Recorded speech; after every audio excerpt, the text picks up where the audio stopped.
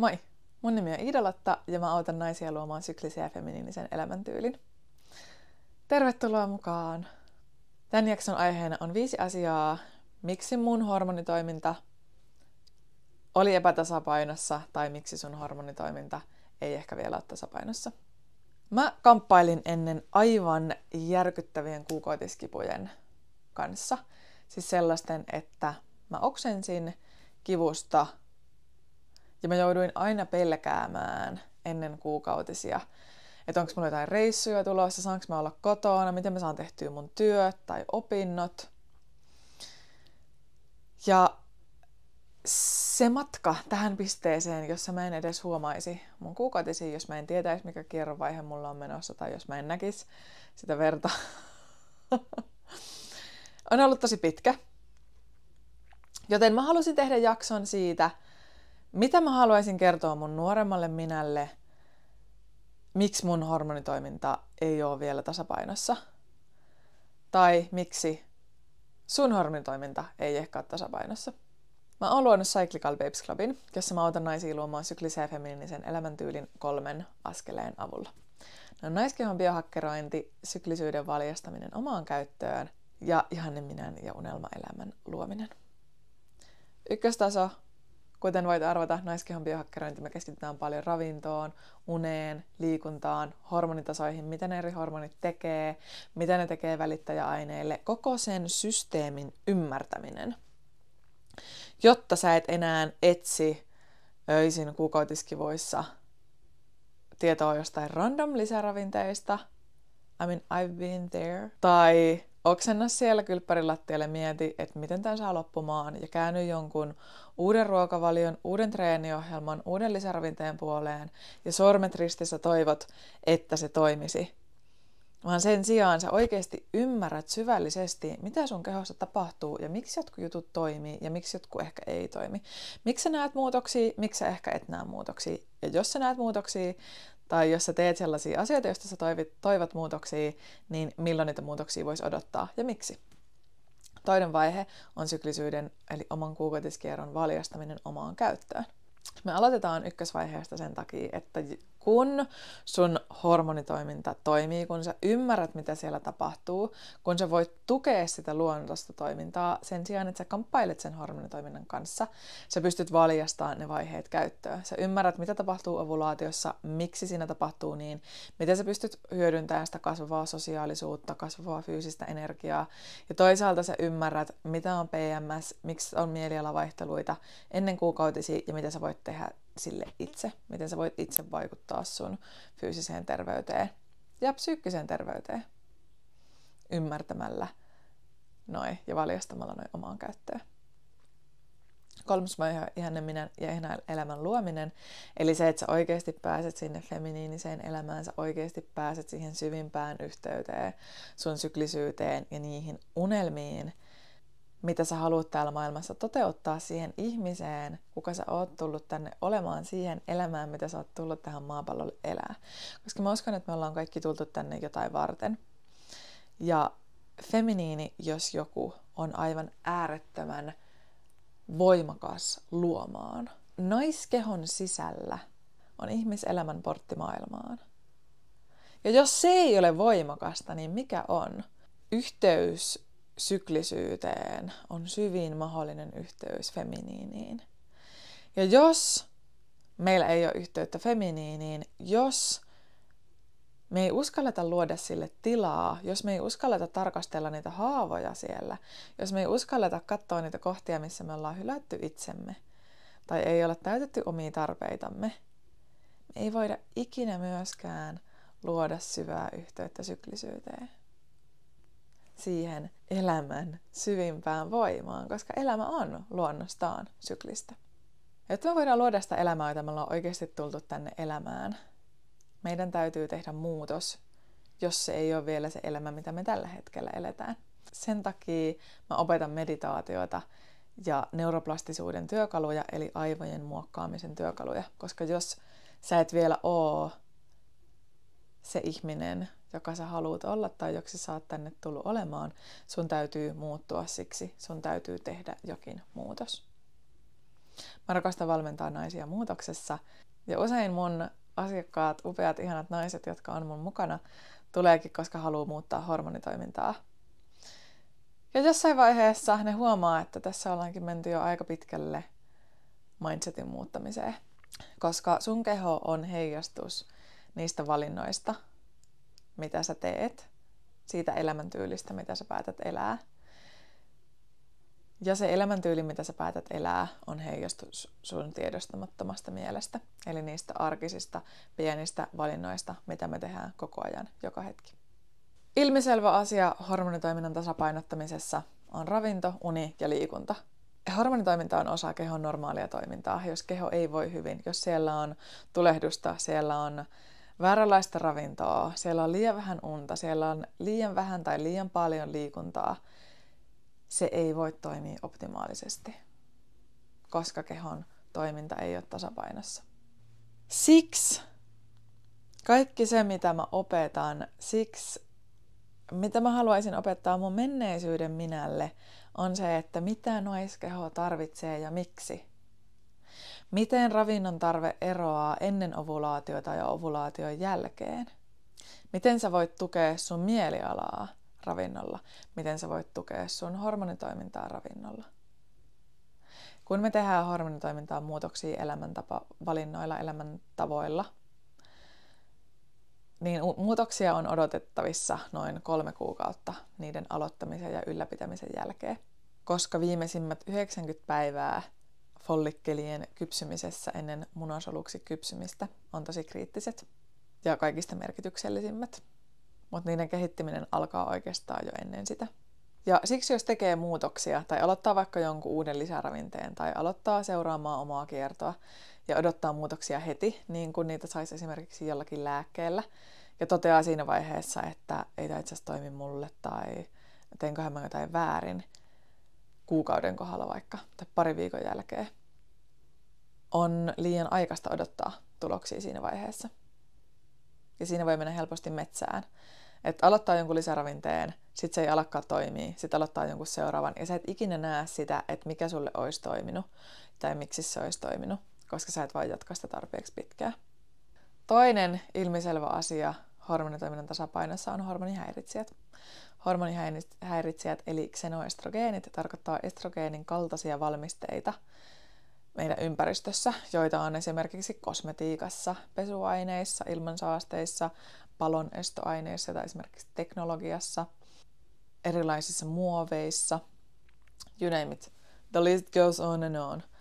Xenoestrogeenit toimii estrogeenin tavoin kehossa, eli ne ottaa estrogeenin paikan, jolloin kehoon tulee liikaa estrogeenia. Koska hormonit ei ole sellaisia, että ne vaan pyörii siellä kehossa koko ajan, vaan sen hormonitoiminnan mukaisesti niitä tuotetaan ja sitten ne poistuu kehosta. Ja kun niitä jää sinne pyörimään liikaa, puhutaan yleensä estrogeenin-dominanssista, eli siitä, että estrogeenin määrä verrattuna progesteroniin se kierron aikana on liian suuri. Ravinnon osalta hormonitoiminnan tukemisessa tämä tarkoittaa sitä, että söisi mahdollisimman puhdasta ruokaa, välttäisi prosessoituja tuotteita, ehkä maitotuotteita tai viljoja, jos on alttius tulehdukselle. Sitä voi kokeilla omalla vastuulla.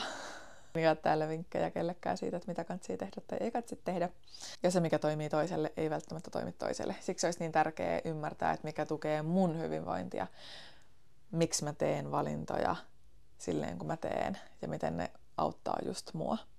Että sais ymmärryksen siitä, että mikä mulle toimii ja mikä ehkä ei ja miksi, sen sijaan, että seuraa päättömästi vaan jotain uutta asiaa, jonka jälkeen uutta asiaa ja uutta asiaa ja uutta asiaa. Ja siinä vaiheessa ei enää tiedä, mikä toimisi. Koska joko ei ymmärrä, miksi niiden pitäisi toimia, ne on joko itselle vääriä asioita tai niitä ei ole koittanut tarpeeksi kauan. 3. asia, mitä mä haluaisin kertoa mun menneisyyden minälle, on, että ne kivut on merkki jostain. Sekä kuukautiskierrossa, mutta ihan kaikki kehon kivut. Mä oon itse sairastanut 8-vuotiaasta asti. Jos jonkinlaisia sairauksia, erilaisia oireita ja tosi kivuliaat kuukautiset on ollut vain yksi vaihe siinä mun sairauksien listassa. Ja mulle kehon kivut on ollut kutsu kääntyä sisäänpäin, on ollut kutsu kääntyä tutkimaan mun sisintä. On ollut kutsu kääntyä kuuntelemaan mun omaa kehoa, mitä se kaipaa, minkälaista elämää se kaipaa, minkälaista elämäntyyliä se kaipaa, minkälaista ruokaa, ihmissuhteita, tunteiden käsittelyä se kaipaa, mitä se janoaa ja toisaalta mistä mä voisin päästää irti. Ja joka kerta, kun mä kohtaan jotain haasteita, mä otan ne kiitollisuudella vastaan, koska mä tiedän, että siitä voi aueta mulle portti taas johonkin syvempään viisauteen. Hormonallinen ehkäisy hormonitoiminnan ongelmien tai kuukautiskipujen hoitamisessa on tosi yleistä, mutta eihän ratkaisu voi olla se, että me muutetaan koko hormonitoimintaa, jotta me saataisiin ne oireet katoamaan. Miksi me ei pysähdyttäisi sen ääreen, että mitä sun keho oikeasti kaipaa, mistä se antaa merkkejä. Hormonitoiminnan tasapainottaminen ei ole mitään rakettitiedettä. On loppujen lopuksi kyse tosi yksinkertaisista asioista, elämäntapavalinnoista, joihin sä pystyt itse vaikuttaa. 4. asia olisikin elämäntyyli, joka ei tue syklisyyttä, tai elämäntyyli, jossa ei ole tilaa keholle, kehon merkeille, olemiselle. Koska mun mielestä se, että me peitetään kehon merkit jollain lääkkeellä ja jatketaan muuttamatta mitään, ei oikeastaan ratkaise sitä ongelmaa. Se voi poistaa ne oireet, mutta siinä oikeastaan tullaan risteykseen, että minkälaista elämää sä haluat elää. Mä oon itse valinnut sen elämän, jossa mä teen tilaa mun keholle ja jossa mä otan ne kehon viestit vastaan kiitollisuudella ja kuuntelen, mitä sillä on sanottavaa ja teen sellaisia muutoksia mun arkeen, missä mulla on mahdollisuus voida hyvin, missä mulla on mahdollisuus priorisoida hyvinvointia sen sijaan, että mä kamppailen sen kanssa tai sen sijaan, että ne haasteet, sairaudet, oireet määrittää sitä, mitä mulla on mahdollista tehdä tai ei ole mahdollista tehdä. Kun mä aloin luomaan syklistä ja feminiinistä elämäntyyliä, se tarkoitti mulle arkea hyvinvoinnin ehdoilla. Sitä, että mulla on tilaa priorisoida mun hyvinvointia, mun kehoa ja mun mieltä. Se tarkoitti sitä, että mulla on tilaa olla. Mulla on tilaa luovuudelle. Mulla on maskuliinin ja feminiinin tasapaino, eli mulla on tilaa tekemiselle, mulla on raamit mun tekemiselle, mutta toisaalta mulla on tilaa feminiinin pehmeydelle, olemiselle, vastaanottamiselle. Mun mielestä feminiinin ja maskuliinin tasapainossa ihmisessä itsessään on kyse siitä, että maskuliini luo raamit sille feminiinin turvallisuudelle. Maskuliini luo raamit sille, että on tilaa luovuudelle. Luo raamit sille, että on turva. Luo raamit sille, että on vapaus valita. Ja mitä tämä tarkoittaa? Raha-asioista huolehtimista. Sille, että on resursseja pitää huolta hyvinvoinnista. Sille, että feminiini pystyy luottamaan omaan intuitioon esimerkiksi ihmissuhteissa. Ja siinä, että feminiini pystyy luottamaan siihen, että osaa valita itselleen turvallisen ympäristön, turvallisen elämän. Ja meidän hermosto kokee turvalliseksi sen, mikä on tuttua. Siksi me päädytään samanlaisiin ihmissuhteisiin, jotka voi olla meille jopa haitallisia, vaan koska ne on tuttuja, jos me ei muokata sitä mallia siellä, mikä meitä ohjaa. Siksi me päädytään syömään tavalla, mikä ei tue meidän hyvinvointia, vaikka me ei haluttaisi. Me päädytään välttelemään liikuntaa, skippaan aterioita, nukkuu liian vähän. On aika karkeita esimerkkejä. Mutta jos se on se tapa, millä on aina tehnyt, niin keho ja hermosto muistaa sen. Kehosta tulee mielen jatke. Kehosta tulee tiedostamattoman mielen jatke, mikä tarkoittaa sitä, että keho oikeastaan vaan toistaa sitä, mitä mieli on joskus sen ohjelmoinut tekemään. Ja keho ja mieli oikeastaan vaan tekee työtään sillä, kun ne toistaa sitä samaa vanhaa.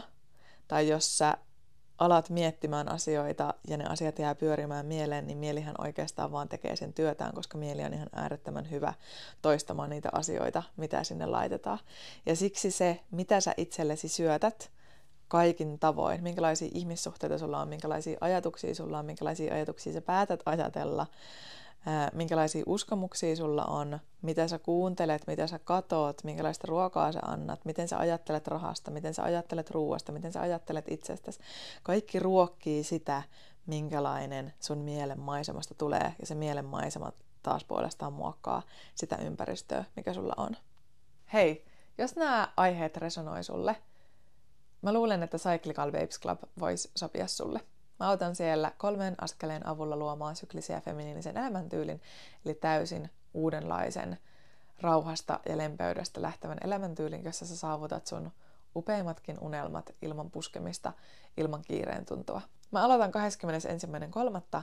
eli just kevätpäivän tasauksen jälkeen uudelleen syntymän ajan aikaan uusien naisten kanssa Cyclical Babes Club-yhteisössä. Jos tämä matka siis kutsuu sua, jos tällainen elämäntyyli, oman kehon syvempi ymmärrys ja oman syklisyyden valjastaminen omaan käyttöön resonoi sulle, laita mulle Instagramissa viesti syklisyys, niin jutellaan lisää. Mutta kun mä aloin luomaan syklistä ja feminiinistä elämäntyyliä, mä aloin priorisoimaan hyvinvointia ihan tosi paljon, ja mä aloin kasvattamaan äärettömän voimakasta kehoyhteyttä ja luottamaan mun intuitioon. Mä aloin luottaa siihen, että mä tunnen itseni ja siihen, että mä tiedän, mikä on mulle parhaaksi. Mä aloin luottaa siihen, että mun kehon sisällä on ihan ääretön viisaus ja mun on aika alkaa kuuntelee, mitä sillä on sanottavana. Mä aloin luomaan tasapainoa feminiinille ja maskuliinille. Mä aloin pitää itsestäni huolta. Mä aloin luomaan selkeitä rajoja mun oman energian suojelemiseksi. Ja viimeisimpänä, mutta ei vähäisimpänä, mä aloin luomaan vähemmän stressiä mun elämään. Stressi on yksi isoimmista tekijöistä, jotka epätasapainottaa hormonitoimintaa, onkohan toi edes sana, jotka pitää hormonitoiminnan epätasapainossa, ihan kuin kaikki kehon muutkin oireet. 95% kehon oireista ja sairauksista voi johtua stressistä. Riippuu mitä lähdettä käytetään ja toi näkemys on koko ajan yleistymässä. Me ajatellaan stressi yleensä psyykkisenä kuormituksena. Että se on jotain, mikä tulee työstä tai opinnoista tai ihmissuhteista tai esimerkiksi rahasta tai huolesta jotain läheistä kohtaan tai omaa terveyttä kohtaan esimerkiksi. Mutta stressiä keholle aiheuttaa ihan tosi moni muukin asia. Esimerkiksi kaikki nuo asiat, mitä mä oon tässä aikaisemminkin jo sanonut. Vääränlainen ravinto, liian vähäinen uni, liian vähäinen tai liika liikunta, jatkuvat negatiiviset ajatukset, tupakointi, alkoholi, hormonihäiritsijät, jatkuva meteli. Noi kaikki on keholle stressitekijöitä. Todennäköisesti tosi monen hermosto käy ylikierroksilla tai on selviytymisen ja pelon tilassa, vaikka ei itse edes kokisi, että kokee stressiä. Koska on siihen niin tottunut, että sitä ei oikeastaan edes ajattele stressitilaksi, koska se ei ole samanlainen stressi, joka valvottaa öisin kuin esimerkiksi rahasta tai sen hetkisestä työkonfliktista liittyvä stressi tai johtuva stressi. Tuollainen krooninen stressi, jota meidän mieli pitää yllä, voi syntyä jo lapsuudessa siinä, että kokee jonkun stressaavan tai uhkaa tuottavan tapahtuman, esimerkiksi pelkoa, riittämättömyyden tunnetta, hylätyksi tulemisen kokemuksen tai on jollain tavalla selviytymistilassa. Ja se kokemus, minkä kokee noiden tunteiden kanssa, jää tosi syväksi muistoksi. Eli vähän niin kuin urautuu sinne hermoverkkoihin, aivoihin. Ja neuroplastisuudessa käytetään tällaista, tai puhutaan tällaisesta ajatuksesta kuin neurons that wire together, fire together. Eli hermoverkot, jotka kytkeytyy yhtä aikaa, aktivoituu yhtä aikaa. Eli kun sulla on liittynyt muisto esimerkiksi mä voin sanoa mun omasta elämästä esimerkin. Mä sairastin pienenä lapsena paljon. Ja silloin mun hyvinvointi, mun terveys, oikeastaan myös kaikki päätökset mun kehoon liittyvästä hoidosta oli jollain muulla. Mä vietin paljon aikaa sairaalassa, eikä ollut oikeastaan ikinä varmuutta, että toimiiko joku hoito, tai milloin mulla tulee uusia oireita, tai milloin jonkun lääkkeen toiminta vaikka lakkaa. Ja siihen liittyy jatkuvasti sellainen pelkotila siitä, että miten mä selviin tuosta kivusta, tai mitähän tapahtuu seuraavaksi, mitähän muut koulussa ajattelee, epävarmuuden tunne itsestä tai riittämättömyyden tunne itsestä, häpeän tunne, jonkinlainen selviytymistila. joka liittyy aina niihin oireisiin tai sairaalaan tai huoleen, muiden ihmisten huoleen. Ja noi tunteet ja nämä niin kuin näennäisesti irralliset asiat kytkeytyivät aina yhteen. Ja aina kun joku noista asioista aktivoituu, läheisen huoli mun terveydestä, sairaalassa oleminen tai jotkut oireet, niin aktivoituu myös muut siinä hermoverkossa aktiivisena olevat asiat, esimerkiksi pelko, selviytyminen, stressi. Ja toisaalta kun aktivoituu pelko, aktivoituu myös muut asiat siinä hermoverkossa, esimerkiksi oireet. Ei ehkä läheisten huoli suoranaisesti, koska ne ei ole mun kehon sisällä, mutta esimerkiksi kehon oireet. Tai toisaalta sairaalassa oleminen voi laukaista pelon ja epävarmuuden, vaikka sillä hetkellä olisikin turvallista. Ja noin muodostuu stressireaktio, itseään ruokkiva stressireaktio, jonka meidän keho alkaa muistaa. Se alkaa muistaa sen, että okei, tämä on se tila, mitä me täällä pyöritetään. Ja sen avain sen purkamiseen on uusien muistojen luominen ja niiden hermoverkkojen uudelleen kytkeminen. Toi on se kehä, miten sun keho ja mieli pysyy jatkuvassa stressitilassa. Ja toi on myös se, mikä sua estää loppujen lopuksi luomasta täysin hyvinvoivaa kehoa ja täysin hyvinvoivaa mieltä.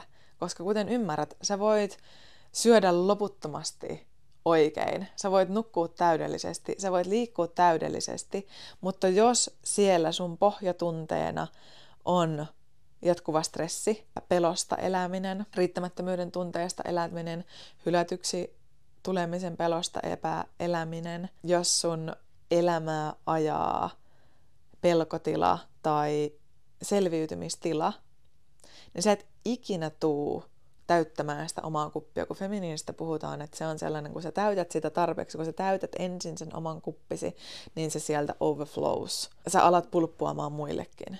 Mutta se, että sä et ole pitänyt itsestäsi huolta, sä oot jossain vaiheessa katkaissut yhteyden itseesi ja se elämä on alkanut tuleen pelosta, riittämättömyyden tunteesta, häpeästä, mikä se onkaan se kokemus, niin se on ihan niin kuin siellä sun upean feminiinin suihkulähteen tai purkin tai lasin tai miksi sitä haluukaan kuvailla, pohjassa olisi reikä lyötynä.